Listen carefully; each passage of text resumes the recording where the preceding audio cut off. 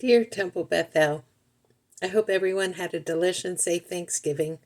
It's December 3rd as I give you this update. I'm not sure how many people go online and check out our calendar or the highlights of what's coming up on our website, or who actually reads what I call the Temple Bethel blurb at the back of L'chaim. There are lots of places you can look to find out what's going on. So I feel a little repetitive, but maybe this is the one place you go to find out what's coming up. Today was the Hanukkah Bazaar and Bake Sale. I got there really early and dropped off goodies for the sale and got Judaica and new goodies to take home. If you missed the sale, you still have time to buy items for Hanukkah by calling the office to get into the shop. Bravo to Karen Edelstein and all the sisterhood ladies who supported this project. All the funds will go to Israel. Those of you who may not be aware, our Mitzvah Day Committee is meeting Tuesday morning at 10 a.m. in our library. That Mitzvah Day is such a huge undertaking. If you would like to roll up your sleeves and get involved at Temple Bethel, a great way is to reach out to the Mitzvah Day Committee. The full Mitzvah Committee meets on Zoom at 2 p.m. the 12th. There are plenty of ways to get involved for those who have some volunteer time. I noticed on the calendar on the 8th of December, we have a sponsored oneg by the Simco family in honor of Paul. It's hard to believe it's been a year since his passing. Let's not forget that folks can sponsor an oneg to celebrate a birthday, any happy event, or memorialize and celebrate someone who has passed. That same Shabbat is also our special menorah lighting Shabbat, highlighting our religious school students. Bring your menorahs and we'll all be lighting them together. That should also get you in the mood for a Hanukkah barbecue Sunday on the 10th. We have ladies who lunch the very next day on the 11th. Thank you to Bo Lieberman and all her work to find us a different place every month to get together. We have lots of fun, good food, and this month includes a gift exchange with a $15 budget. I think I'm exhausted and I'm only up to the 11th of December. The 16th of December is my dad's 93rd birthday, and I know that's not a temple event, but I can't pass that date without mentioning it. Our Israel Committee has an invited speaker from JNF, the Jewish National Fund, in our Dubin Center on Sunday the 17th at 11 a.m. Save the date and register online. We also have a save the date and emails going out for our annual congregational meeting to be held December 20th in our temple sanctuary. This will not be on Zoom and has 2 important votes for members in good standing.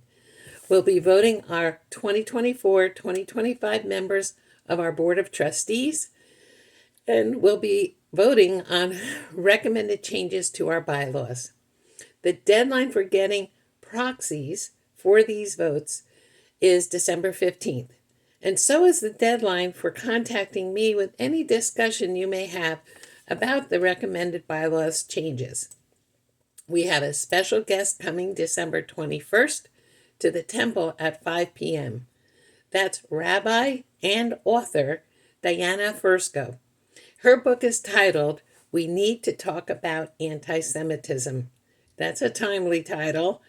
If you check your emails or call the office, I think there's a way to pre-order her book so she can sign it for you after the discussion. She will be bringing a few books with her. Our men's club has a theme. We have fun. We can all have some fun December 24th with a gala evening Chinese food dinner dance and auction. Let's get dressed up for a change and support the temple in a fun evening. So that's what's coming down the pike. But I'd like to close with a mention of something special I participated in this past week. I had the honor of being part of a Beit Din. This is one of the last steps when someone is converting to Judaism.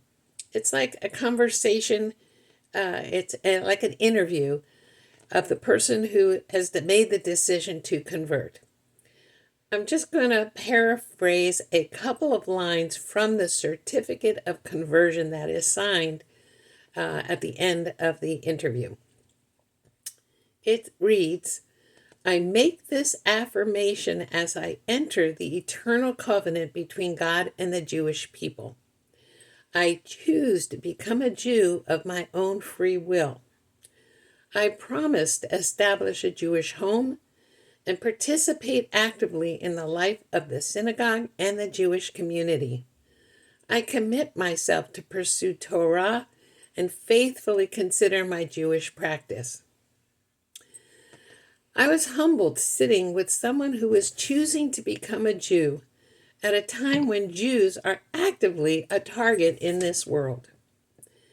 I was humbled because I know I am not practicing my faith to its fullest, and I don't think about being Jewish as a choice I made. I just am Jewish. That is something I have to think more about. It's up to each and every one of us to make life choices, to be intentional in our life, and getting everything out of life that we want. And are we doing what is necessary to get there? Well, I'm bringing my menorah to services on the 8th. I hope to see you there with yours. Shalom.